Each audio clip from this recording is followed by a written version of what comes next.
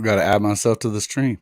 Welcome back to the Hall of Fame College Football Podcast. I'm your host, Jason Watkins. And if you love college football, you're definitely in the right place. So before you forget, smash that red subscriber button, like our videos, and don't forget to ring that bell so you don't miss one moment of the Hall of Fame College Football Podcast. Folks, there is much to talk about. Tonight on the Hall of Fame College Football Podcast, we will break down the Oklahoma Sooners impending Cheez-it Bowl matchup with a much improved Florida State Seminoles team led by Mike Norvell Thursday in Orlando. We're going to analyze and scrutinize the early returns from bowl season in terms of performance by Big 12 conference teams. Following last night's Oklahoma State loss to a Wisconsin team that midseason fired a coach and finished ahead of only Nebraska and Northwestern in a putrid Big Ten West division. As an Air Force veteran, I enjoy cheering for the Commander-in-Chief trophy-winning Falcons, but not for nothing. Last year's Big 12 and Sugar Bowl champions are not supposed to lose to a service academy a year later. We will also give our predictions for Thursday night's Valero Alamo Bowl between the 8-4 Texas Longhorns and head coach Steve Sarkisian's former team, the Washington Huskies, as well as give you some of our other favorites as bowl season winds down and just ahead of the CFP playoff first round games. And I'm probably going to toss a little more shade towards Southern Cal and Lincoln Riley as we look ahead of the SC Trojans New Year's Day Cotton Bowl matchup with the Green Wave of Tulane in Dallas. The best part about it, I get to welcome in a new co-host tonight who talks almost as much trash as I do. And I get to give him a hard time about a certain safety who signed with the Sooners during last week's early signing period. So, without further ado, I will welcome in this new guest. For any of you guys who have been on the live show, you probably already know this guy. He has been, he's kind of mucked it up with a few of you guys in here about Peyton Bowen, about certain things like that. Great guy, great. It's been a lot of fun talking to him earlier today and talking to him about becoming one of my co-hosts. So I appreciate it and welcome in now Coach Philip Royball. Coach Royball, welcome to the show. Welcome to the team. Appreciate you joining up. Absolutely, Jason. It's great to be here, and I'm humbled by the fact that you've invited me to co-host with you. Hey man, we've always had a lot of fun together. If any of you that don't know, my early sports writing years was done in Hobbs, New Mexico. It was also the first year for this coach coming from Dallas Skyline High School in Dallas, and yeah, uh, you know, we had a lot of fun there, kind of learning the ropes in Hobbs for both of us. And we've always had a lot of good banter back and forth. I figured you'd be a great co-host with me since Bryce isn't with us right now. But I appreciate you coming in and welcome to the show again. Already got a lot of fans in here. Something I didn't bring up in the opening. Just today, Trace Ford from Oklahoma State, defensive lineman, defensive tackle, which is what OU is really looking for, did transfer. He did transfer to Oklahoma, so got a lot of Okie Light fans upset. They should be upset, but more so about that trash performance last night, don't you think? Wow. Yeah, they played pretty bad, but they played bad for the last 6 games, right? That's kind of what's been going on. Although, and the one of the funniest things I thought that kind of came out of that was at the end of it. I don't know if you saw the video where the guy was asking about if he was going to be making any staff changes, and he flipped out and said he's going to take away access and all that kind of stuff. But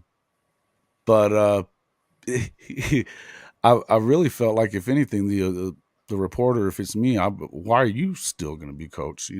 5 year, 5 years that you've been doing all this stuff. Yeah, Ford equals edge.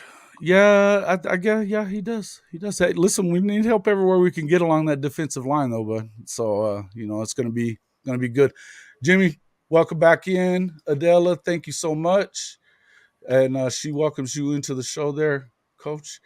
And Steve, how you doing, bud? Good to see you back in the show with us. OU fans are so mad. Yeah, OSU fans are so mad. Hey, isn't it great? Isn't it great? It just doesn't bother me at all. Just doesn't bother me at all. I love it. uh, who's getting out of fan wishing injury? Who did that? Who did that? I'm missing something. Who did that? I must have missed that? Okay. Uh, glad that yeah, hey, you're getting a nice warm welcome here, Coach. I'm glad Yeah, for thanks, that. guys. You know, hey, so obviously getting into, we're going to talk a little bit starting off about this OSU fans wanting Ford to get hurt. Oh yeah, okay, I didn't see that, Oh, wow. but that doesn't surprise me. That's just about the level of crap that you end up seeing on, especially on Twitter, guys. And this is such a cesspool, such a cesspool. We can also talk a little bit here in a few minutes about this Dylan Gabriel deal from the video yesterday. It obviously caused up quite a stir on Twitter here earlier. We can get into that just a bit. But starting off, let's talk about this Cheez-it Bowl matchup with Mike Norvell's Florida State Seminoles first. Um, honestly, this is, I think there's a couple of different things, and you and I talked about this a little bit earlier. For Oklahoma, and I think this is something that I've kind of said, throughout the last probably couple of weeks, or well, since we knew what they were going to do as far as bowls were concerned. The biggest thing for me was Oklahoma getting bowl eligible so that they had those extra 15 practices, time working in the system, getting some of the younger guys acclimated. You kind of had to figure that Eric Gray was leaving and going to the draft, and he should be. And then obviously having some other guys like that were going to be not there. So just playing in the game is good. I think you're going to get to see something that a lot of us have hoped to see as Sooner fans, getting to see some of Gavin Sawchuk out of the backfield. Javante Barnes kind of taking a lead back role, hoping kind of maybe to see some Marcus Major as well out of there. But you've got Braden Willis playing in his last game for Oklahoma. Marvin Mims will be back in the lineup as well. And, of course, Dylan Gabriel playing what possibly could be his last game. He hasn't been committed. He has not committed to OU for next season yet. I've got some thoughts about what that could possibly be about. Well, But and Jason, speaking of that with Gabriel, you and I talked about this earlier today. Fans are like 50-50 on that. I mean, which surprises me because he's an incredible quarterback. He is, and I think that for what I was seeing, through the Twitter chat, because I just announced the video basically, and it just kind of stirred it up. But I think what it is everybody's expecting that he's going to come in. Is Major not going to play? Majors is out. Okay, well, there goes that. But I think essentially what we're looking at is a situation where you have a 5-star quarterback. Everybody's expecting him to come in. You did have some moments. There was a couple of games that, Dylan didn't hit a pass here or there. As good as he was for much of the season, and, he wasn't perfect.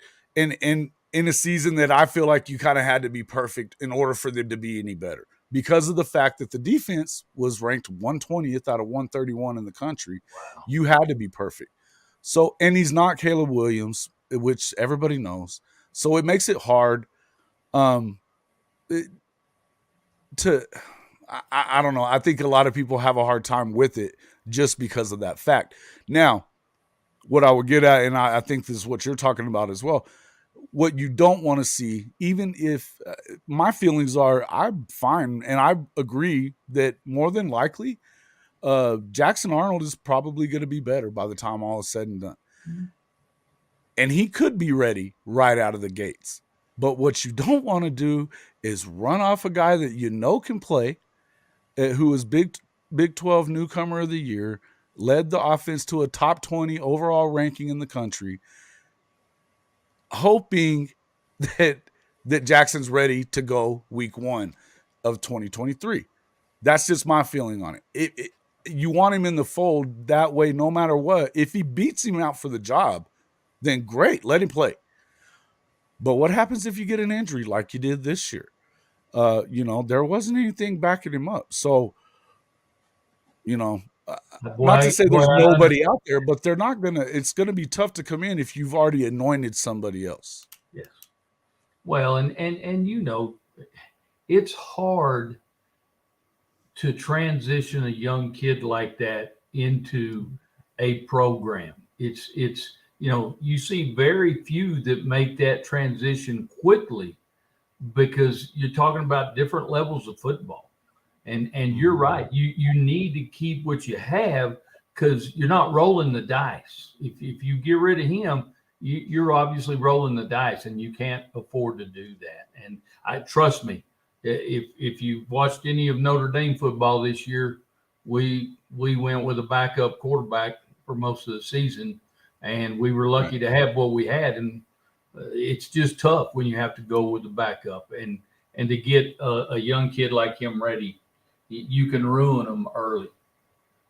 Well, and that's the thing, is that's the question, is if you thrust this guy into a starting role right away, and he's not ready, then what happens? And if you've already done it to the point that now you don't have, because see, and here's the thing, there's a lot of reasons why this could be going on, that he's being non-committal. I really feel like part of it is that maybe, this is a business now. So part of it could very well be that he's looking at, okay, hey, what we're going to do is his management team is probably negotiating. The other part of it could be maybe waiting and seeing what else might be out there for him. And if he's getting that signal from the coaching staff that he's not in the plans, which I don't believe that that's the case, then, it behooves him to do that. Another thing that I saw in the comments of the video was that it may be all three of them are in cahoots, that they don't want to, put that out there, because you want to still be able to bring in maybe another player from the transfer portal to kind of give you some more depth at quarterback. And I think that if anything, that was something that was bad about once they anointed Dylan the starter, when Caleb Williams was in the portal, all they had left was Davis Bevel out there. Nobody needs to see that guy play anymore. I'm not talking trash. I'm just being real. The guy there's a reason he was third string at Pitt. Okay. So you definitely need depth at that position. But what I would say is that there's a lot of folks that are just like, no, I go all in with Jackson. Go all in with Jackson. It's I think that it's a little silly to do that, and not knowing for sure that he's ready, and it is just like you said. I feel like it's rolling the dice, and I don't want to see him do that. And if you're Brent Venables, can you afford to roll the dice right now when you're coming off of a 6-6, possibly 6-7, maybe 7-6 season? But can you afford to roll the dice?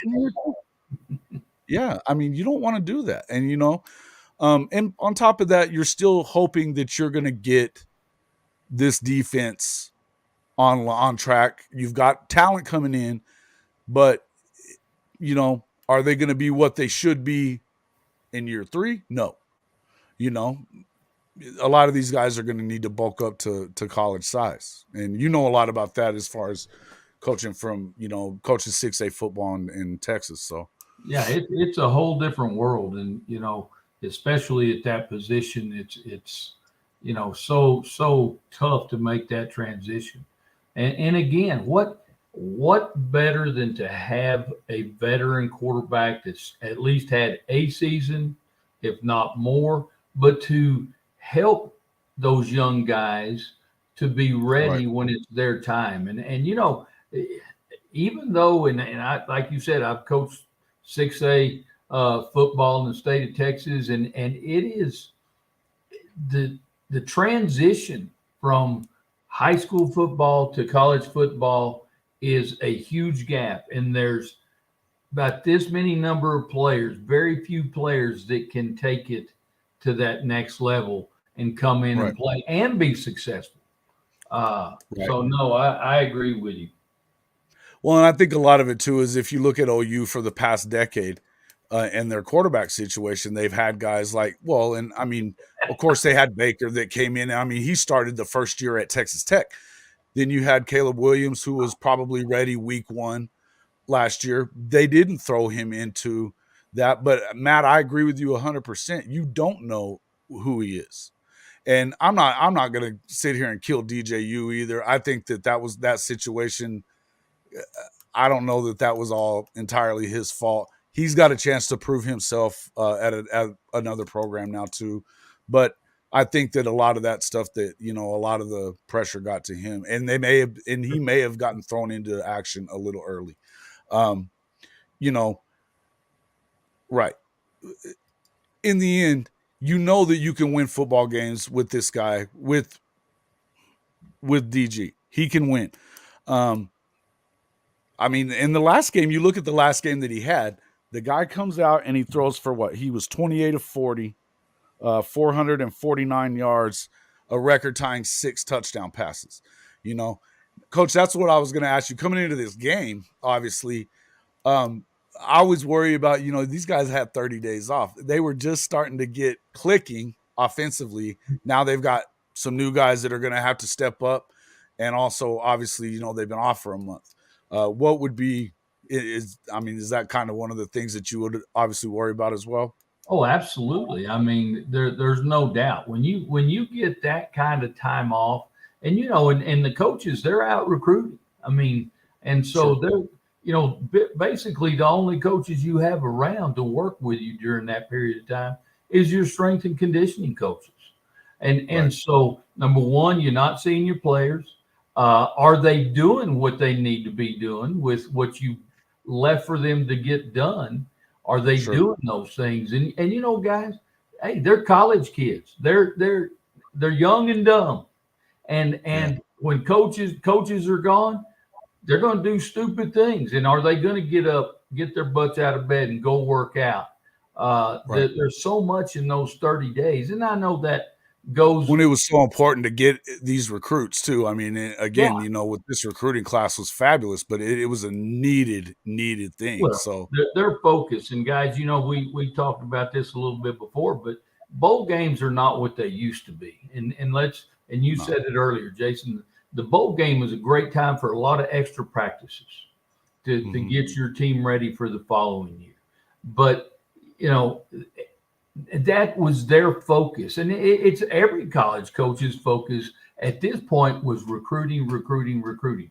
And by the Sure. way, they did one hell of a job recruiting. They recruited a top class, and I think what's exciting for OU fans, definitely not exciting for me, but for OU fans, it's exciting the defensive players that they recruited because offense has I can't remember the last time offense was a problem for OU. Right. Defensively, defensively, and somebody said it earlier talking about the quarterbacks. We're used to having Heisman quarterbacks. Right. Uh, you Right. don't want to get Spoiled rotten. Yeah. spoiled rotten. But it's not the offense that's having issues, it's the defense. But I think y'all did a great job recruiting, and we'll see what that looks like when it comes bowl time to see did the guys take care of business while coaches were out. Right. Right. And again, I think it's a good time, obviously, to show some of these guys that I know a lot of us have been excited to look at a guy like Gavin Sawchuk. I mean, just a world class speed running back. Didn't get a lot of looks obviously during the season, but you had guys. I mean, Eric Gray had some kind of freaking season. He definitely put himself in a position where he's going to be, you know, great at that level. Um, got himself into a position where he can go to the league. So good for him.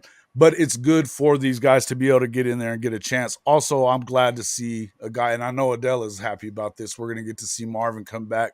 What a great game he finished off the regular season with against Tech. Every time you looked up, he's streaking down the sidelines, and catching bombs. So, and again, I feel like what you saw in that game from Dylan Gabriel was what you want to see all the time. It obviously there were some things that happened, and I tend to feel like he looked a lot better before the injury than he did after it. But that last game, it was good. It looks real good. Now coming up and taking a look at Florida State, this is a team that I think after last year when you had Travis Hunter flip on them at the last second at the table, a lot of people were calling for Mike Norvell's head. And,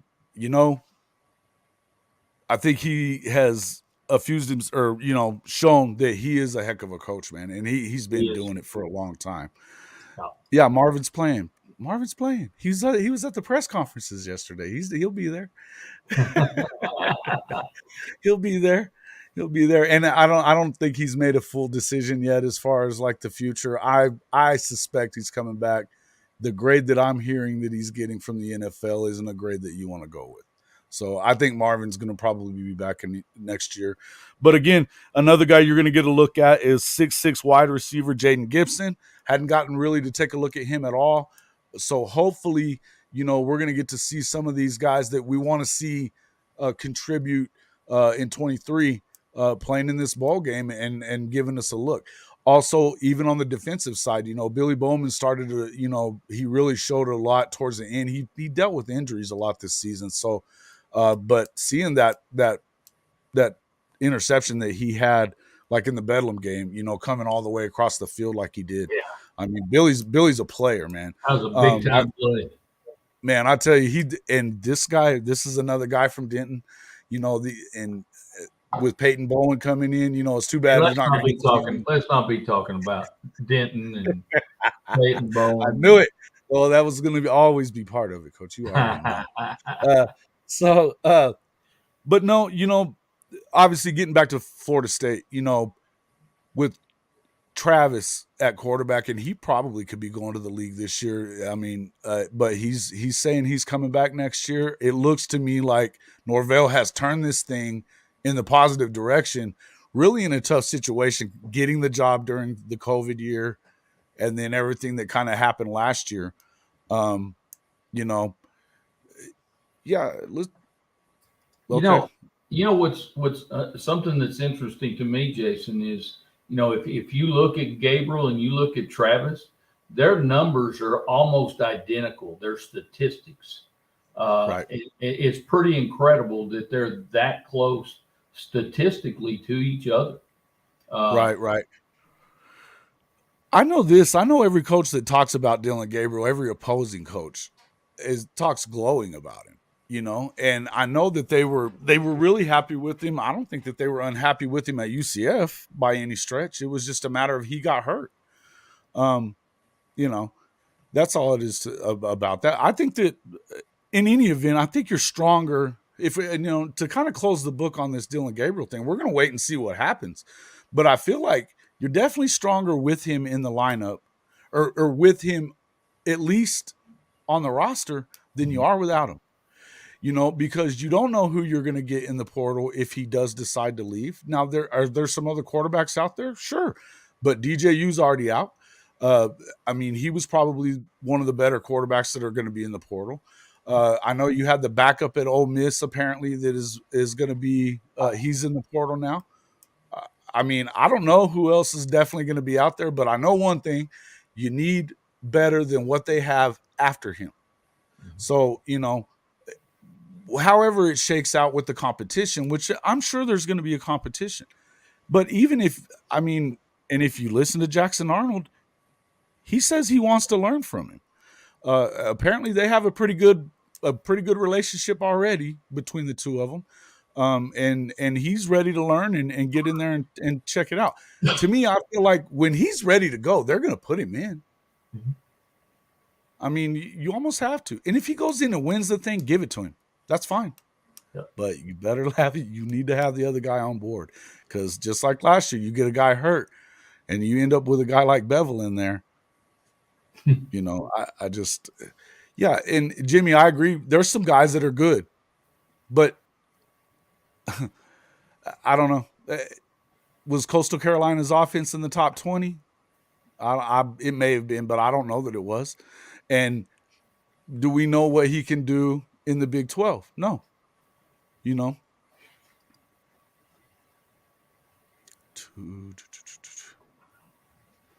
lack of development of 2 transfers from Arizona State and Missouri. These are 2 players that were productive at OU and MIA. Yeah. Listen, and again, it's easy to say a lot of that kind of stuff, with they this was their first season. It's going to take some time. You don't just develop a quarterback and you don't throw them in the microwave and they're ready. That's not how it works. So, we're going to have to wait and see kind of what comes, and see what happens. But again, okay, Jimmy, I'm glad you're saying that, because that's only where I'm at. I'm not saying that he has to start the whole season or that they're crazy if they don't start him. I'm saying if he wins the job, if Jackson wins the job, let him play. Okay. If he doesn't, let him sit and learn and be ready for that next year. Right. Competition, guys, competition's the name of the game at every position, because Absolutely. as you're having that competition, you're both getting better. And again, if you got that veteran teaching that young one the tricks of college football, he's going to become better quicker.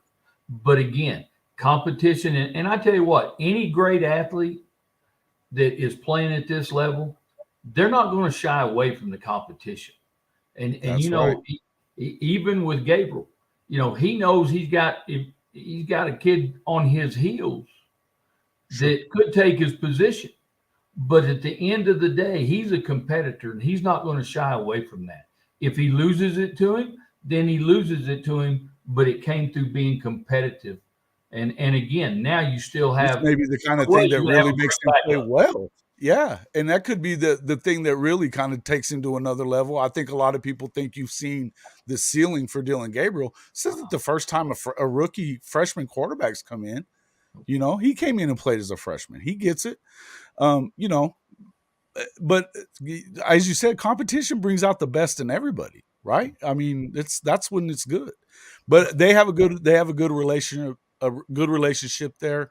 I feel like that's a good thing for them, and no matter what, you may need them both at some point of the season, no matter what. So you want to have the best people you can get in that quarterback room, and I think that you know nobody's going to know that offense better than what Dillon Gabriel does in comparison, that's going to be in that room. So anyway, we can kind of move off of that. Let's talk a little bit about what are the expectations, obviously, for this Florida State game.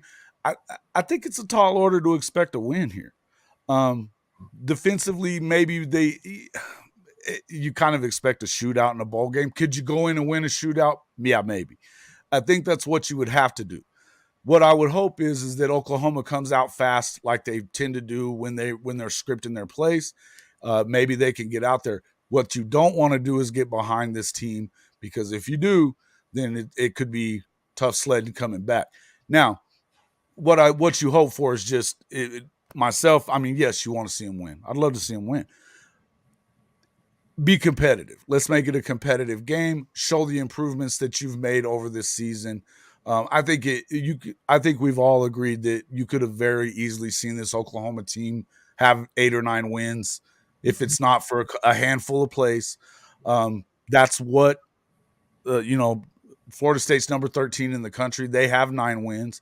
They had a couple of losses that were, they lost the Clemson game, but they beat LSU. And they've got a couple of wins against SEC programs this year. This is a team that's it's going to be a tough out if you're competitive with them. then that shows that it's a good move. It's a good step moving forward. Now, nobody wants to see the 6-7 record going into next season. I get that, but that is the least of the problems than anything else. And what you really want to look at and see is that they are improving. The recruiting was huge. This recruiting period was huge. This is a big move today to get Trace Ford. I promise you, everybody's going to be pissed. You know, everybody's pissed over there at OSU. But that's what the biggest need right now has been for Oklahoma is what? Along that defensive line. Hey, You need everybody's to be flying able out to of put pressure. OSU. Huh? Everybody's flying out of OSU. Listen, it makes you wonder why. That's a good segue, Coach. I appreciate that. That it makes you wonder why Mike Gundy's not flying out of OSU. Why he has a revolving 5-year schedule to go with this complete. I mean, the dude, it's like underachievement 101 all the time, all the time, and the recruiting class. I mean, it didn't even look like they were trying. Your top ranked player in that class is a quarterback. He's a 3-star, ranked 466th in the country. That's their best player on paper. Now, I know that 3-stars those are a lot of your heart and soul of football teams. I agree with that part. Now, what I would tell you is they love to tell you that they don't have the resources and that they can't do that. This is all just coach speak crap that came from him. He ought to be a politician because he can talk people into all kinds of shit. Excuse my language, folks, but listen, to me, I don't get it. And then you show up there last night, and I mean, Wisconsin's garbage. It's garbage. And of course, you didn't have Spencer Sanders. You didn't have a lot of these guys. But why is that? I'll tell you why it is. Because a lot of those dudes that left, they left because they were tired of mediocrity, and then no answers for why you're losing. You know, you have the TCU game, and what does he say afterwards? Well, that one wasn't as fun as the last few, you know, and they lost because of rushing. You know, bro, you were up 24-7 early in the second quarter. You could have put that game away, and you let TCU hang around and beat you, and inadvertently sent them on a run. You know, we talked a little bit about that earlier too. I mean, TCU, are they as good as they look? We're going to find out a little bit about them. But I tell you, there was a lot of things that happened over that 3-week span that they could have went the other way, and TCU could have been in a whole different situation. I think that goes to a lot to how competitive this league was this season. That any given weekend you could get beat. You know, I think I mean, even Kansas, I mean, what a turnaround for those guys. You know what I mean? What a turnaround. I mean, they had 1 win a year ago, or 2 wins a year ago. Well, they might have had 3 in the last 10 years. No, I'm kidding. But yeah, but hey, I'll tell you what, when you talk about a quarterback that could get it, you know, Jalen Daniels, before he got hurt, those guys were humming, man. Yeah. They were humming. But anyway, you know, the hope being is that you see OU do his thing, but what is this with OSU? I don't understand. And the fans are not even holding this guy accountable for the product that he's putting on the field, the lack of killer instinct. A year ago, you catch a win in the Bedlam game. You've already blown out Baylor in the regular season, and you go and lay an egg in the Big 12 championship game when you're going to go to the playoff if you win, you know? And it's always like that. If it's an important game, he don't win it. And you're not winning on the recruiting grounds. Why? Because from everything I can tell, he just doesn't put a lot of time in it. He just doesn't put a lot of time in it.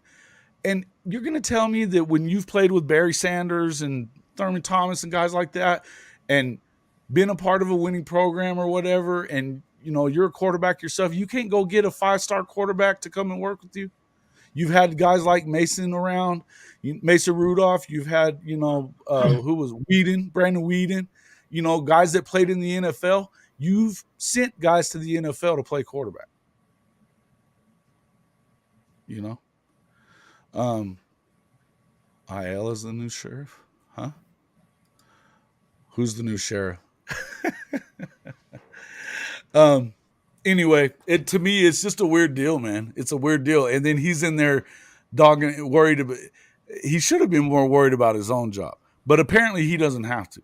So to me, my question is, Coach, this is the team that should be stepping to the front of the line in the Big 12. And to me, they're not.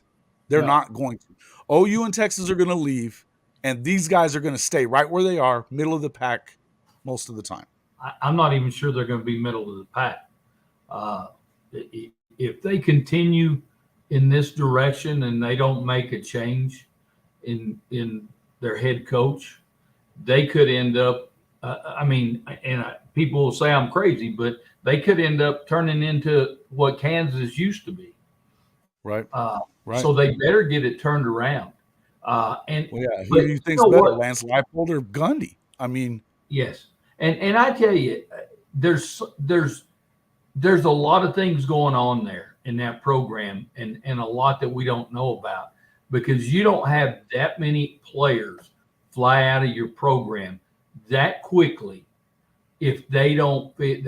They obviously do not feel good about what's going on there. And so you know those kids, those players that they have, they also talk to some of the recruits. The recruits reach out to them. And that's probably why you're seeing all these 3 stars and no 4 and 5 stars, because they don't want to come jump into the crap. No. And I mean, nobody's even, and I think that, Coach, and you would be able to, you can say this, Coach, kids need to be coached, and they don't even mind being coached hard. I can think of some of the guys that you were coaching at Hobbs that went on and played somewhere else.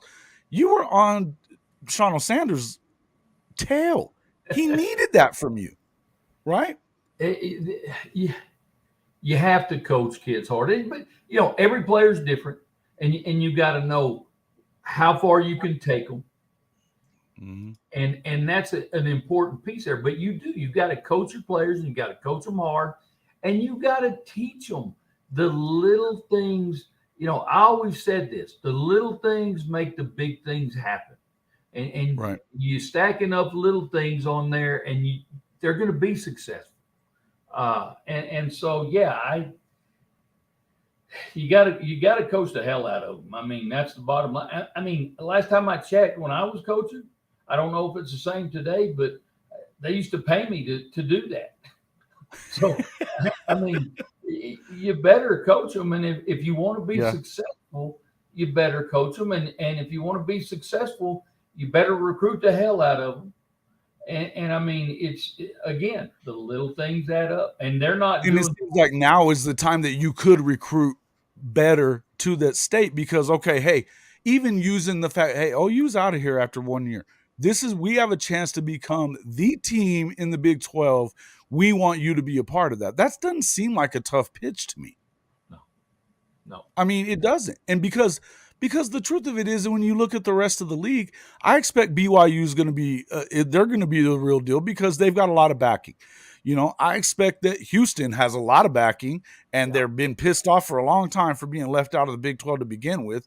They're going to come in and make noise, right? UCF has the biggest alumni base in the country, period. They have been undersold for a while. They've been, they felt like that they deserved more over the last few years. Josh was there and they were undefeated under him. They've done a lot of stuff. What I would say is, if you're Oklahoma State, you've had the team to do this, and you continue to not get it done. And then when you see that he's as nonchalant about it as he is, your head coach, how the hell are you going to expect the players to care? And the ones that do aren't going to stay, just like they didn't. Mason Cobb was a big loss for these guys, and so is Trace Ford. I know he had some injuries in the last few years or whatever. You're going to tell me you don't need a big guy like that can get to the quarterback? Because I think you do. And as much as I am not a Spencer Sanders guy, I think he's a walking turnover waiting to happen. He was good for them. He's won probably more football games for them than any other quarterback. So, to me, It's not good when you see those guys leave. It's just not. There's no way that it can be. And if you're telling me that all these 3-star guys, I was on the Locked On Oklahoma State podcast this week with Cody, and he was watching a lot of film on these guys and trying to find obviously positives in the guys that they were picking up. And they're known for doing what they do with a lot of 3-star guys because they're not going to get the same guys that Oklahoma gets or whatever. I think there's a reason behind all that. I think that there's guys that you can, but I also don't see him out there putting in the work that he normally would put in to find those guys that are just underrated. That just doesn't seem like that's what he does. Well, James, I think hit the nail on the head there, talking about he just doesn't, he's just not into it. It seems like he's, right. Like James said, it looks like he's ready to retire. Well, that happens. I do. It won't take long for him to get retired. Yeah, and the thing is like the longer that you continue with this 5-year revolving contract that renews every year. I mean, right now they owe him $40 million more. So right now, because he's at $8 million, and that was the thing that when I was on that podcast, you had these guys that were freaking out saying we're not going to get anybody better than him. For $8 million, you're not going to get somebody better than him that wants to be there. Give me a chance. That's silly to me. That is just silly to me. $8 million? That's a top 10 salary in college football. And usually that's reserved for guys that have done more than one conference championship and 3 wins over Oklahoma in 18 seasons. I don't get it. I'm never going to get that. Jason, I think sometimes these college coaches, I think they lose some focus because they are getting paid that $8 million, the $9 million, and some of them tend to lose focus. And obviously Nick Saban he doesn't lose focus, and right. He's getting paid. Yeah, but that's rare. But we're talking about, and that's what I was going to say.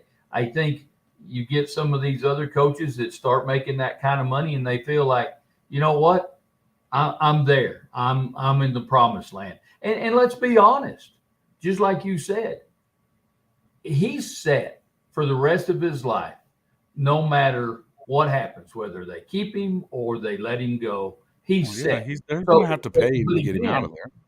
Again, those people, those coaches that are true competitors, they're gonna get after it like they were making $100 instead of $5 million.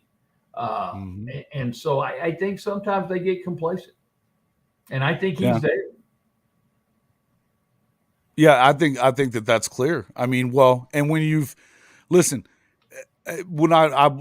of the things that I said on there, I was like, you've got all these people that are arguing for him, which is crazy to me. And you have some fans of OU that were calling for Venable's head after he lost 3 games. After losing 3 games, they were calling for his head. And I'm not saying that that's all a large portion, but it was a portion.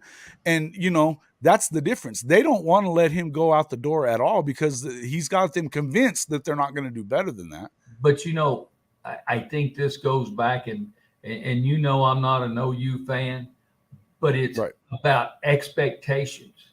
And OU has had high expectations forever. Sure. OSU, not quite so much. And I chuckle when you call them Okie Light because that's exactly what they are. They're Okie Light, and they're getting lighter and lighter and lighter. And so, by the year. Yeah. So again, part of that, with fans, administration, players, expectations. You got to step those up if you're going to compete at the level. Like you said, they should be the big dogs in the Big 12. Absolutely. There's no reason why you shouldn't. And particularly when you've already had a run of it, you've been having to play against these other teams. There's no reason why they shouldn't. We'll move on from that. Yeah. Yeah, Mike. Yeah, you know why? Because he's been there the longest, Matt. Mike Gundy is the winningest coach of all time. I get that. But don't get it twisted in thinking that he's done the best job. You know why he is? Because the other guys got other jobs and went elsewhere and won national championships. Jimmy Johnson, Les, guys like that. That's the whole thing. This is not the same thing, and this guy is not moving the program forward anymore. That's just how I feel about it. But hey, I'm not an Okie Light fan, so they can keep him forever as far as I'm concerned. But it's funny to me that the way that this all goes down, and then he gets this constant, the me show. I'm so great and this and that, and it's just, oh man, it's just crazy.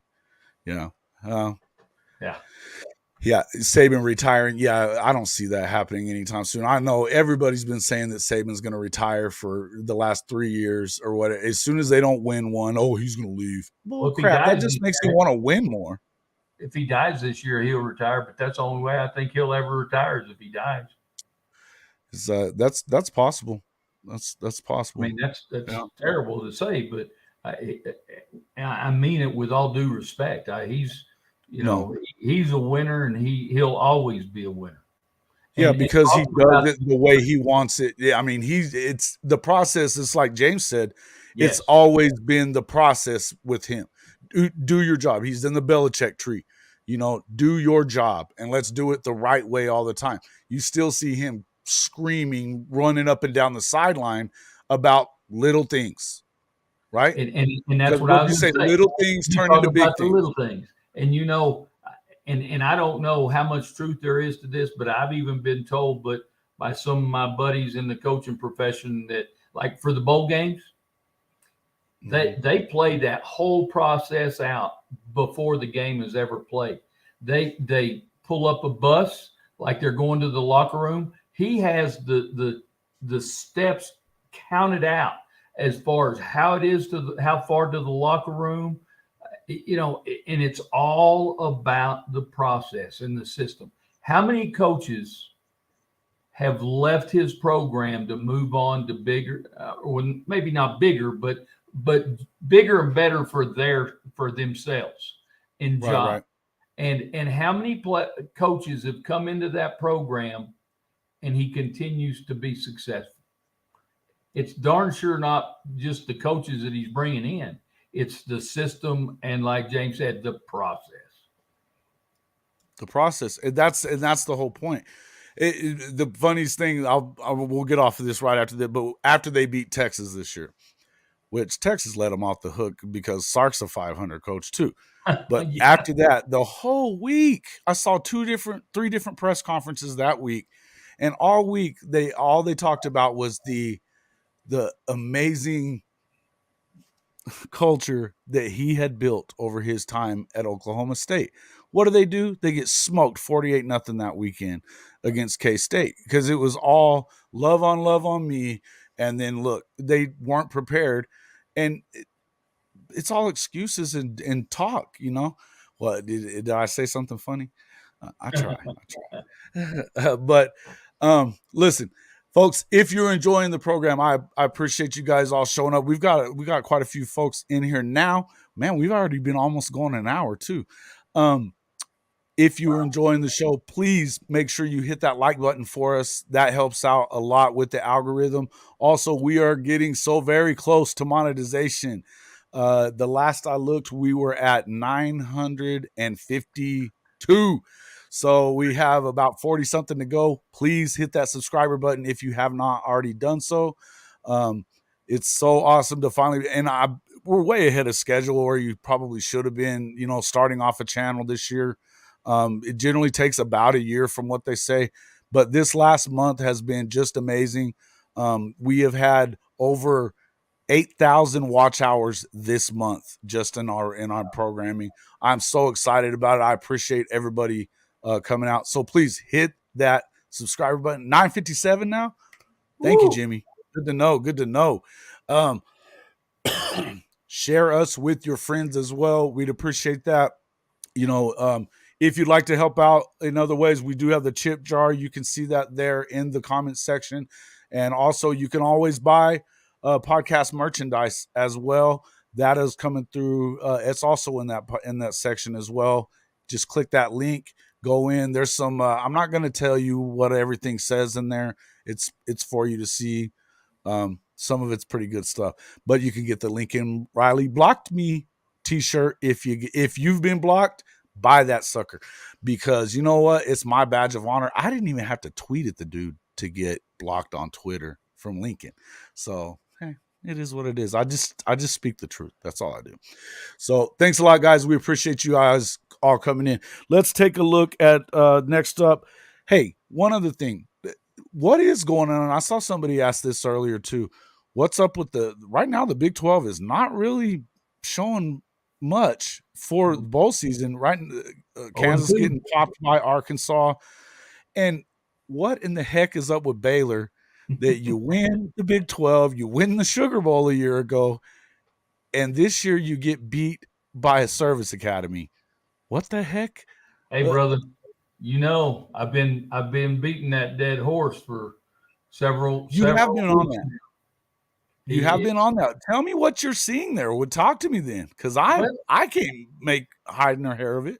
And I tell you what, I don't see any one specific thing, but I just as I watch their games, I mean, I don't see good rhythm in their offense. I've seen them just personally. I've see them defensively. They don't tackle well. But I and I know people were laughing at me earlier when I was saying this, that they were going in the wrong direction, and I think the bowl game kind of tells us that kind of wasn't even a close game. They got beat up by Air They Force. got whooped. They got whooped. And so I don't know what exactly is going on there, but whatever it is not good, and they're kind of Okie like. They better fix it quick, because if they don't stop the bleeding, they're going to be back to the Baylor of old as well. Yeah, and that's the thing is, and that's the kind of the thing that I was saying about Okie is when really you've had so many defections in the Big 12 over the years, and so we've talked about that at length. But when Baylor is like the next best team, and you can't step to the forefront now. Well, now Baylor, and then they have a good athletic director. They're working at that stuff. Yeah. So I mean, I'm not trying to diss Baylor, but I'm not either. Now you've given TCU an opportunity. They have a really good coach in place. Are they going to get there? We're going to find out. You want to, as you said earlier, I want to see them do this again, or be in contention again next year. We'll kind of see how that goes. He's going to have a lot of his coaches back, but I think that Sonny's done a great job. I think that he's shown what being a good CEO can do for you at a program like that. Yeah. And then of course they took over a good defense and just added some offense to it, Yes, absolutely. And you and I talked about it today. They had some luck fall their way this year. They had Lady Luck on 2 or 3 ball games that could have gone the other way very, very easily. So like you said, I do want to see, number one, I want to see how they stack up in the bowl game. That's going to be, I think that's going to be a telltale sign to the future.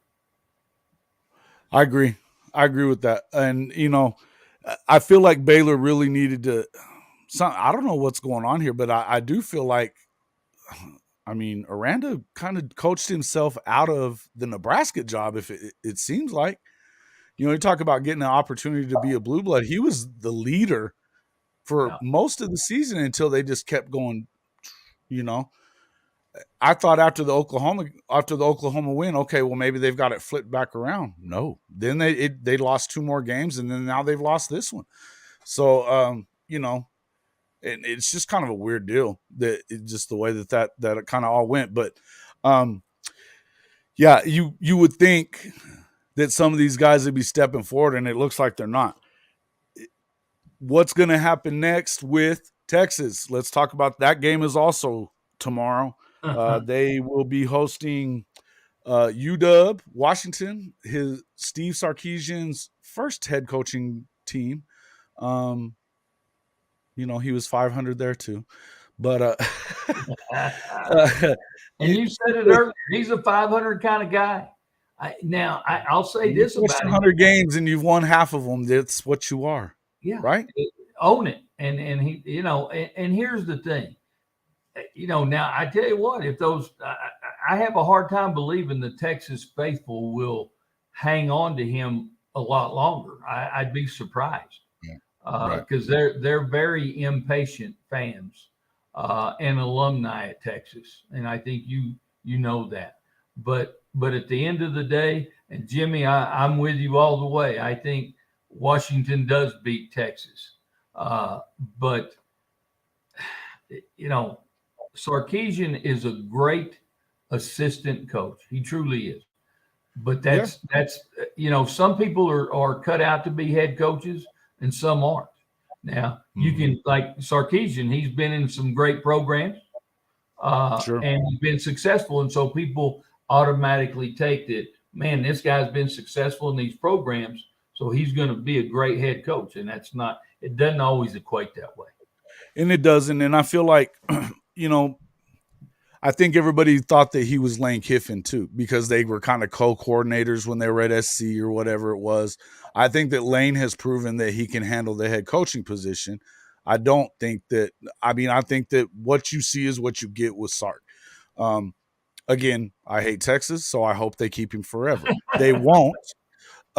But to me, I think that this is kind of one of those games that it's just, and on top of the fact that they're just, first off, Bijan's not going to be there. Neither is Roshan. Their two best backs are not going to be available. Do they have good running backs waiting in the wings? Of course they do. But Sark would forget about Bijan and Roshan during the season and lose games because of it. Yeah. How's he not going to forget about these young kids when he falls in love with Quinn Ewer's arm? Because he does that. Good news is they will be in a dome, so you don't have to worry about wind or anything pushing it around. But you better be careful that they don't use him right. And I just don't see him really doing it. So I feel like Washington, they've got a really good coach. He's proven himself this year in year one. He was doing it at Fresno State. This is a guy who has shown that he's not just a 500 coach. Right. And this is kind of one of those important step games for a program like Washington. But I also feel like where I said earlier, and we talked about this earlier. I said earlier that OU, what I wanted to see was improvement. I wanted to see some development out of these younger kids. That the win and loss wasn't really what I was concerned with. If I'm Texas, that's kind of the opposite. You want to see them take that next step and win a bowl game when you haven't been to one in a while or haven't been in a situation of playing, at the level and against a team like this. I mean, this is a tough team. Yeah. Washington is going to be the real deal. I don't like the Pac-12 a ton, and particularly once SC and UCLA are gone. But I do think that this is one of the better coaches in the country, and this is it's a statement win if you're Texas. What do you think about that? Oh, I agree with you in all of that you just said, and we talked about this earlier today. Who's going to show up? Is it going to be Dr. Jekyll or Mr. Hyde? Right. Because Texas can play well at times, and then they come out and they look like a middle school team could beat them. And so, Right. if a good Texas, if the good team shows up and not the bad team, I think it'll be a competitive game. Right. If they don't, then I think it's a blowout. Wow. Yeah, I think it could be. I don't know. Well, I mean, yeah, I just, here's the thing. I think that I think he put his quarterback in a position to, I mean, there were people that were wanting his ass gone immediately. And believe this, if he doesn't come out and have a game where they're competitive and say he throws 3 or 4 interceptions in this game tomorrow night, what do you think they're going to be saying come opening day next year? Arch Manning, put him in, put him in, put him in. You're putting And again, forcing that guy into action. I don't care if he is a Manning. We don't know that much about Arch. He probably isn't going to be ready either. If he's the number one player in the country or not, whatever, I don't care. Still a freshman coming out of high school. Exactly. And he played 2A football in Louisiana, not the big boy stuff. He played private school 2A football. He may be Peyton. He may not be. And you certainly don't want to find out week 1 of next season that he's not, and you had to dump yours down the road, you know? So, and I think that he put yours in a bad position a lot of times this season by not using the best running back tandem in the country and the best running back in the country in Bijan Robinson. I don't think that they should have been in the freaking conference championship game. There's no two ways around it. They beat Kansas State. All they had to do was win one more, and they're in there. But they should have easily won 2. I mean, they should have definitely beat Texas Tech. Who was that other loss that they had? Well, the TCU game, I mean, they didn't even show up for that one. No. You know? Anyway, again, I feel like we're going to find out what's up with that, and I think it is more important for Texas than what the bowl game is for Oklahoma at this point. They're playing for something else. You need to show that you're making that progress now going into year 3. And I think at times that they've shown that they're not. But yeah, Baylor. Baylor. Yay. Lost to the Service Academy. That's pretty bad stuff. All right. Next up let's talk about your Notre Dame Fighting Irish. I will be a Notre Dame fan as they go up against South Carolina and Spencer Rattler. Never been a fan of Spencer Rattler, even when he was at OU. So I do like the coach over there, though. But I would say that, what do you think about that game? What have you looked in? I look at that ball game, and Carolina, South Carolina, their defense is really suspect to the run. Right. I think that plays into our hands because they're horrible versus the run. And watch me say that, and they stuff us on bowl game day. But they are, and that's our strength. We have 3 backs that are, all 3 of them are GoDaddies. And so I think that we're going to have the edge from that perspective. Now we have Buckner that's back at quarterback. I'm not sold on Buckner. I know he was a big recruit coming out when Notre Dame picked him up, but he didn't show anything in the first few games. We got to see him in spots last year, but I worry about his passing game. It's very. Yeah, he didn't look like he throw the ball very well to me. No, he did, but hopefully there's a couple of things here that have changed since he played his first couple of games this season and then got hurt, and that's our offensive line is finally gelling and playing well, and together. Together, exactly, and together, and I think that's going to be big for him because he is a great runner. So I think he gives you that extra dimension as a running back as well. I think that's going to be the difference in the ball game. We can run the football. I think we win the ball game. If they stop the run, then we'll lose that one. And we're Dr. Jekyll and Mr. Hyde too. I mean, wow. You lose to Marshall, to Stanford. Yeah, that was a tough loss. But then you turn around and you start off the season playing Ohio State well. Didn't win it, but played. And that's the other thing. I am not a Big Ten lover right now. I think that Michigan is really good. I think that Ohio State's okay. I don't think that Ohio State's a playoff team. I know that the only team that they really played until they got beat by Michigan and got beat handily at home was Notre Dame, and Notre Dame was down. So I don't want to hear how great the Buckeyes are. They're going to get a close game, rolled. Jason. Huh? And it was a close game against Notre Dame, and we were, like you said, we were down. Squeaked out of that. They got lucky to squeak out of that. Yeah. I watched it. I was predicting blasting them. Yeah. And when you look at that offense, you think that that's what you should do. Again, this is where I feel like they are so similar to USC. I've been calling Ryan Day Lincoln Light. I've been calling him Lincoln Light because these guys have amazing players, especially offensively. They're not doing much defensively, even though they brought in Jim Knowles from Oklahoma State a year ago, and they still didn't get it right. You know, are they getting defensive players? Yeah.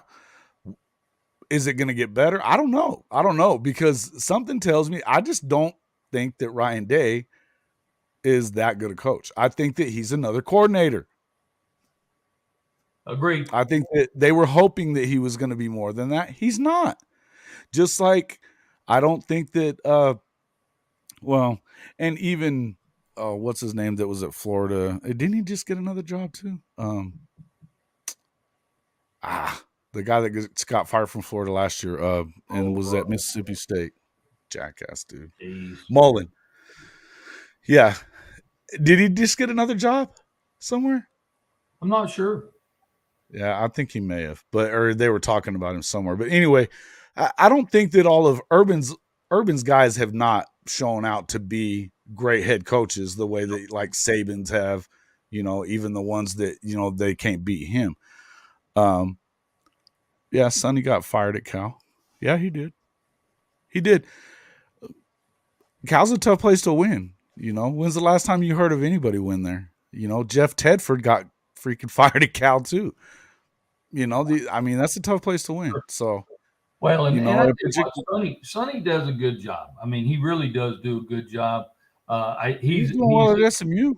He's a player's coach. I mean, the players love Sonny, and he won over at SMU, and he does a good job. But I still, as much as I love Sonny, and darn sure loved his dad, Coach Dykes at Tech, but I will tell you, I'm still waiting to see this bowl game, like I said earlier, because I still think they got a lucky spin on some things. So I'm going to be honest with you, from my perspective. You don't expect them to win, though, do you? Or do you? Well, I was just fixing to give you that. I think they're going to get blown out. Okay. And again, I could be completely wrong, but I think Michigan is way better than they are. Well, they're just nasty in the trenches, and then they have what you saw against Ohio State that you didn't see a ton of all year was that ability to go deep. They've got a great running game. Now their running backs out now, but they had good running backs backing them up too. Right? Absolutely. But they're in the trenches. Those guys are built right. And I feel like, I guess I'm not expecting TCU to win at all. No. I would like to see them stay close and show that they're better than what and I think that Michigan they might allow you to stay close depending on how they play it out. Right. But that being said, knowing that they can hit that deep pass, they're liable to go out there and run them out too and just blow them out like you said. I don't know that you have the guys because one thing that Harbaugh's done very well is recruit. Mm-hmm. I know his recruiting class so far right now is in the teens, and a lot of people are calling it a miss. I think he's getting the guys he wants to get, and which is a lot of big boys, a lot of speed, not necessarily. And he's got quarterbacks that are going to do what he doesn't care about flashy quarterbacks. He wasn't a flashy quarterback. So he doesn't care about that stuff. He wants to go back to the old days of Michigan football in some ways, and play hard-nosed defense, and then be explosive, but grind it out. And that's just how he likes the game that way. I remember when he was with the Niners, and I'm a Niner fan, so that's the way he is. I wish. And I tell you what, he's going to do it his way. That's one thing that I respect from him. He's going to do it his way, and he knows the right way. Hard-nosed. And he really doesn't give a crap what anybody says, and so I think that's one of the reasons that makes him so successful. And I've got to tell you, I'm not even a fan of his. I Right, I don't right. know No, why, I've but heard you say that before. because I Mm, like smash mouth football, as you well know. I do. I do. I like it, but for some reason, I've never been a fan. But he's been successful, guys. He's been successful in the NFL too. Listen, I mean, he took a program at San Diego Yeah, University, University of San Diego, and won. yeah, Gets the job at Stanford, won there. They hadn't been winning in a while. He was winning, beating USC with Pete still there. Um, you know, and what the Niners were thinking, I have no idea. To let him get away from there. I But, agree. I Is he think going that back though? they almost allowed him to get away from Michigan though too. You think about that. They were about to pull the plug on that whole thing. If Yeah, Minnesota hadn't flipped their mind at the last second, he doesn't make the playoff last year. He doesn't make it this year, and now all of a sudden they're back to square one where they were, yeah, and you're wondering what's up with Michigan. You yeah. know, um, yeah, I loved it when he ran up the score on the SC at that time. Yeah, it pissed old Pete off though, didn't it? It pissed Pete off. I love What's it. your problem? He's always and then remember when he was in the league, of course, the Lions coach got pissed off at him for smacking him on the back or whatever. That was funny too. Oh, what was that guy's name? There's the Schwartz, Coach Schwartz. Sports, That was yeah. funny stuff. That was funny. Anyway, all right. Let's see. We are kind of running down. Okay, so we picked one side of the CFP there. I think we're both on Michigan with it. I don't even have to go too far with this other one. Ohio State gets blown the hell out by Georgia. I don't know. You got anything on that one? Yeah, kick their patoots. I don't think that it's going to be close. I think that they lucked into this one, and I believe that you're gonna see these guys just get smoked. And look, again, I said what I said about Ryan Day. I think that CJ Stroud is very good. I think that their offense is very good, but I think that he can get easily rattled, and this is a team that's going to rattle his ass. That's how they roll. They're going to bring pressure, and if you make mistakes, they will blow you out. They've got just the kind of quarterback that Kirby Smart and Nick Saban like, that's just going to go and do smart stuff, and he's a winner. And Yeah, I think that Georgia, I think they win the whole thing, but I certainly think that they win this one going away. yeah. So, I think both of the games are going to be blowouts. yeah. Yeah, I think probably the best remaining bowl game that I was looking at earlier was the Tennessee and Clemson game. Might be pretty freaking good. Even though obviously you're going to have a freshman quarterback on one side, and then you're going to have a guy that didn't play most of the year either for Tennessee, although he did look really good in that last game for them as well. Yeah, So I think that should be a good one. I agree. Um, yeah, I'm not too sure. Okay, so yeah, I I, I definitely can agree with that. I can agree with that. Um, yeah, Jimmy, I don't know. We're gonna have to agree to disagree on that one because I don't think Ohio State's good. I just don't. They haven't shown me anything. Um, that's just me.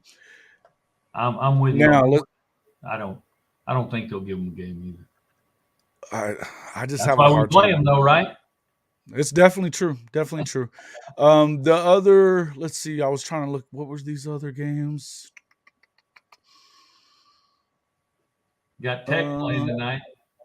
Texas Tech's Tech playing home. tonight. Yeah, and then of course, oh yeah, you're actually going to be at the Cotton Bowl, Yeah. watching the team you do not like in USC. We don't like them either. Uh, so the Green Wave of Tulane.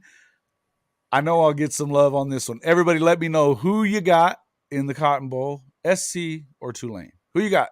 Give me some. Tulane, Tulane, Tulane. I listen. I saw them almost lose to Tulane that only won like 3 games last year.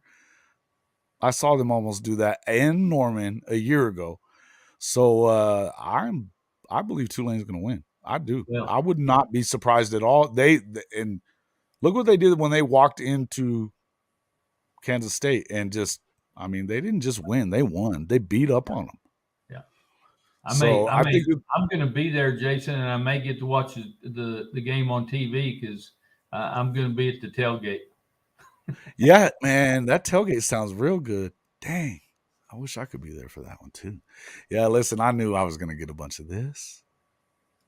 Oh, and Nadella's going to be at the Cotton Bowl too. Oh, Yeah, Adela. All yeah, right. heck yeah. You That's going? awesome. That's going to be a fun game. It's going to be fun to go watch. Maybe you'll get to see a crying quarterback or something. Possible. Maybe a crying quarterback. So we're hoping. The other one, let's see. You also have Kansas State, Alabama. That's I'm gonna go with probably I'm gonna pick Bama. They lost their 2 games. They lost by a point each. I'm gonna have to pick Alabama on that one. I'm not positive that Caleb Williams is gonna play or not. I think that I would not be surprised. I think he's fine, but I would not be surprised if they held him out just for a built-in excuse. But that's just me. Yeah, I definitely. He's definitely. Yeah, maybe so. Wouldn't be surprised. Yeah, I mean, would you be surprised if SC won? No, they should win. They should win, but I don't know. Yeah, towel over his head, crying. Yeah, if he plays, but I wouldn't be surprised if he didn't. Then I don't think they've announced anything. And then of course, let's see what else. Oh yeah, the K-State Alabama game. I'm I like Kansas State. I think that they did a great job this season. But I I think do they're feel like that overachievers. they're overmatched probably in this game.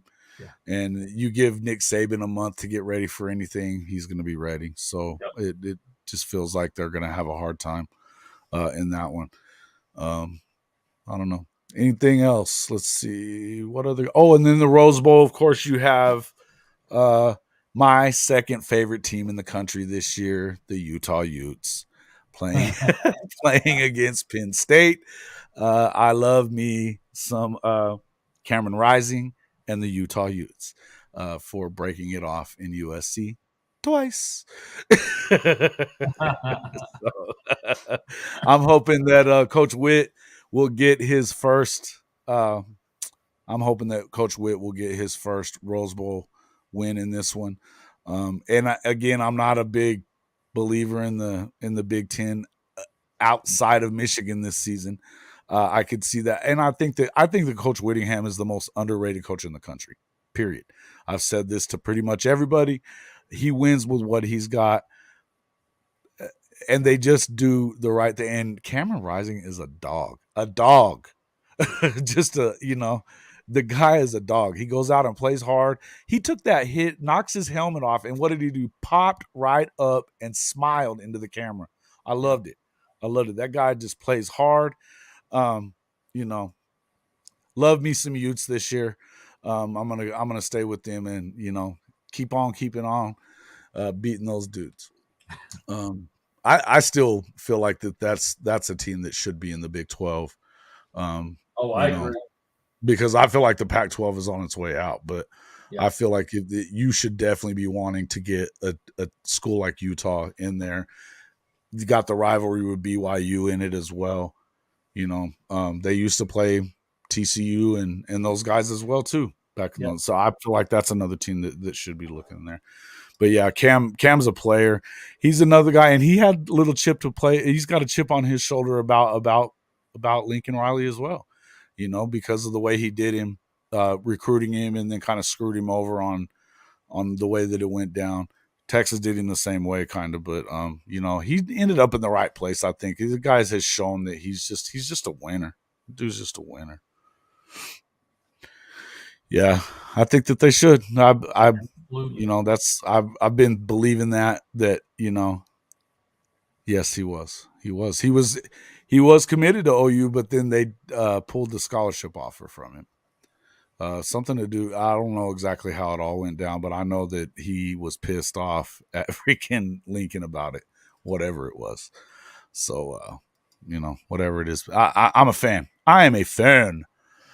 Huge get for BV and Trace Ford. Sooner Cowboys comes in with something cool. Yes, agreed. We are in agreement here.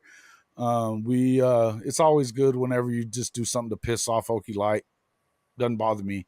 And I think that Trace is a big. I was almost sure that he was going to SC, and it sounds like SC did not, because he was talking about going out there with oh boy, was at the school, and I don't know that they offered him. God forbid. You just kind of wonder why they wouldn't. I guess they just didn't need any defensive help out there at Southern California. Well, So smart for him though to come and play for BV. So if you don't play defense, Jason, why do you need a defensive player?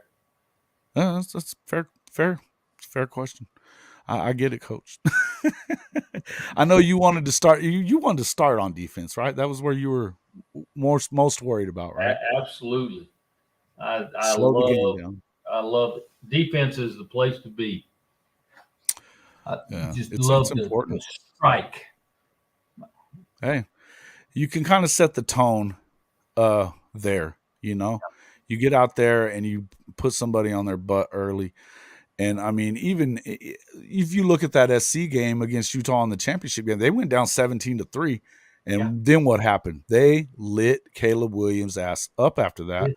And, you know, I mean, they beat him up, poor dude. But, hey, what I'll say is that's one of the things that it's going to be. Oklahoma is moving in the direction that they want to play defense, and it makes me so happy. It just makes me so happy. And it makes me unhappy. I know it does. But I'm telling you, they are going to be hell on wheels if they get defense to play. Mm-hmm. I mean, they'll be playing for those national titles consistently if they can play defense. Listen, yeah, because and the thing is he was smart enough to know you need to get a guy that's going to have a dynamic offense. I know not everybody's the huge Levy fan, even in this chat here. I can already tell you what's coming, but what I'll say is you need a guy that's going to put up some offensive numbers as well. But the defense was the most important thing. You've got a 5-star quarterback. You've got receivers that are going to come in. And the running back situation is really good. I think they're going to end up losing some folks, you know, to the portal just because they're not going to be able to get time. But that's a byproduct of having a lot of people in that room that are really good. So anyway, well, and you know, yeah, I think so. They are, Matt, and I think that we were talking about that on the last show. I feel like you're going to see this Clemson Tennessee game is going to get over with, and you're going to see some of those guys from that defensive tackle position are going to be in the portal from Clemson, and they're going to go get them this year. I would be super surprised if that weren't the case. Right? They were recruited by Bates and Venables, and they were at their most successful when Bates and Venables were there. So, anyway. Well, and Jason, we talked about this earlier today too. Two of the biggest areas that to be successful, game in and game out, and year in and year out, you need a tremendous defensive line. Right. And then you need that stud quarterback. And if you've got those two, you can build around those two positions to be successful. I mean, very successful. Because I saw people posting about we need to get some defensive tackles, and so it's crucial to get that's that. The thing is that, and my audience is a pretty smart audience. You've been in it a bunch, and they talk about the right things for the most part. They do. I'm not going to get into all this clock management stuff and things like that. I don't think that that's all on Jeff Lebby, number one, first and foremost. And there's some places that there was improvements needed from all the coaching staff. We're not just going to sit here and say nothing but glowing things. But right now, where we're looking at, I think you got to be kind of happy about where they've been going recruiting wise, where they're looking in the portal, the things that you're all identifying the same stuff as a need as we are, and as they are.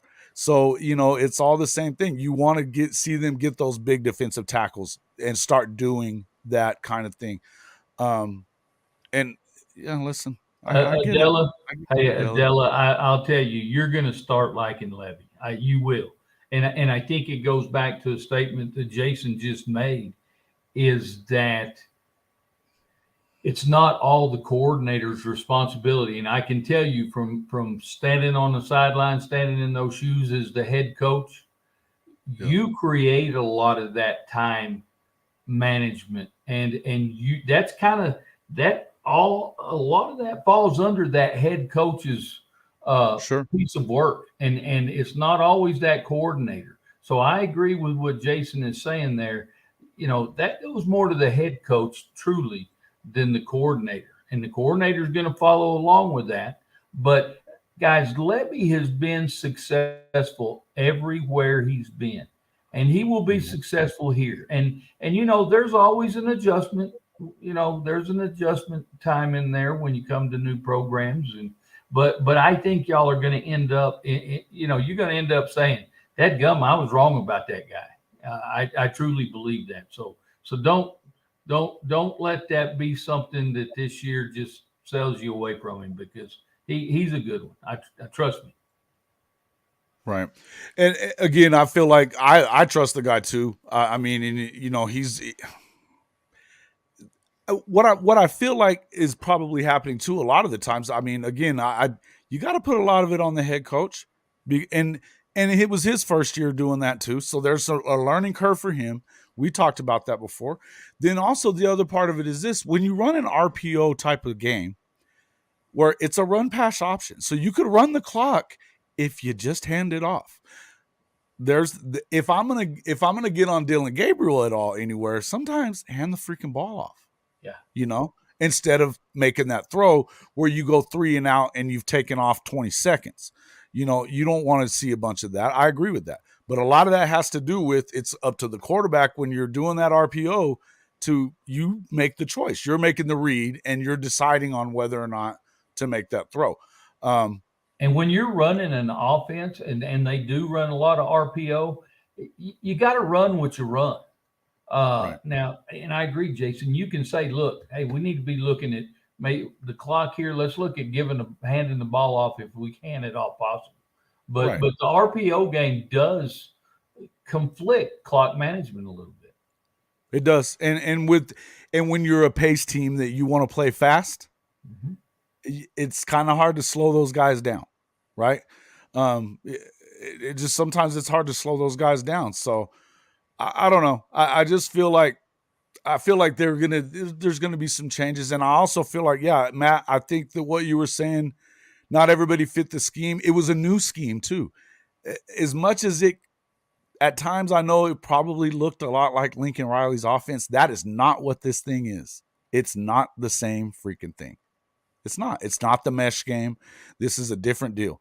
So you gotta remember that these guys it's a different program. They were learning it on offense as well, just like they were learning it on defense. They picked it up better on the offensive side of the ball, thank God. But, again, personnel, not necessarily a fit for what they were doing on either side of the football. So there's a lot of stuff that's going to have to come together before all this is said and done. I feel like we've been moving in the right direction, and that's what you're looking for. Yeah. Barnes, Sawchuk, Walker. Yeah, look, man, I'm excited to watch Gavin Sawchuk, man. I am, and and Javonte has. I've been enjoying watching him already this season, but I'm hoping to see a lot of that running game show up tomorrow. And again, folks, if you enjoy the content, we are at 1 hour and 30 minutes. We're about to cut this out. But folks, please, please, please hit that subscriber button, hit that like button. Make sure that you help us with that algorithm. And looking forward, we have picked pretty much every game here. Hey, I will Jason, be on. Huh? Hey, give me a score for the Sooner game. Okay. I am going to go. I think I said this the other day, so I'll just stick with it. I'm going to say Oklahoma 42-35. Florida State. I'm going to call. I mean, who's to say? But I figure it's going to be a shootout for sure. Maybe they'll figure it out and get it done. It wouldn't surprise me if it went the other way. But and that I had. It's funny because I have it the other way, 42-31. Okay. Yeah. But I mean, listen. I think you're right. It can go either way. Yeah. Listen, and again, it could go either way. But again, and what you want to see is that it's a good game. Yes. I mean that they've done pretty well, and that you want to see some. I want to see Gavin Sawchuk break one off. I want to see Jaden Gibson catch a ball. Because he did have some issues with the drops earlier. Yeah, guys, and at least I like actually seeing here that you were not having the ridiculous expectations of beating a number 13 team in the country when you're at 6-6. I appreciate that. See, our audience is smart, Coach. I like it. Our audience is smart. They are. Hell, that's why they're here, because they have a love and a passion for the game, and they do get it. I love it. Yeah. I love it, man. I enjoy it. And Coach, I've really enjoyed having you on this first time around. We're going to have you on at least once a week moving forward. We're going to be talking about a few things we will get into for sure. Probably Tuesday, I think we're going to be doing one. I may be doing one on my – if you wanted to come on after the game on Thursday, we can talk about that. Let me know. We'll talk afterwards. But looking like I'm going to be doing one with K. Chris with the Horns Down podcast as well. I'm going to have him on as well, so it might kind of breaking that down if we wanted to do that together. So we're trying to something that we've been kind of working out today. But looking forward to that one as well. We will be on Thursday night checking that out so we'll break it down here on the Hall of Fame College Football Podcast. Again, Coach, I appreciate you joining me, and look forward to doing more. Huh? I enjoyed the heck out of it, and like you said, I love all these people and their different thoughts and ideas and their reasonings behind things and their knowledge of the game. And so thank you all. I enjoyed this tremendously, and it's been a while since I've really sat down and had some great conversations like this, after being out of it for so many years now. So, man, I tell you, that was one of my favorite things. I did coach in a Super Bowl this year. my grandson's flag football team, 7-year-old. Hey, I did see that. I saw that I was looking at that earlier on Facebook. I was like, oh man, he's back in coaching. Yeah, flag football. Hey, most fun, I think most fun I've ever had coaching. I was fixing to say you probably had a lot more fun than you did at any other point, right? Absolutely. Yeah. Lots of fun, man. And hey, the game of football, this is what I love football, man. I've always have. So we're excited about all that. We might just do that, Adela. I'll let everybody know first thing tomorrow on that.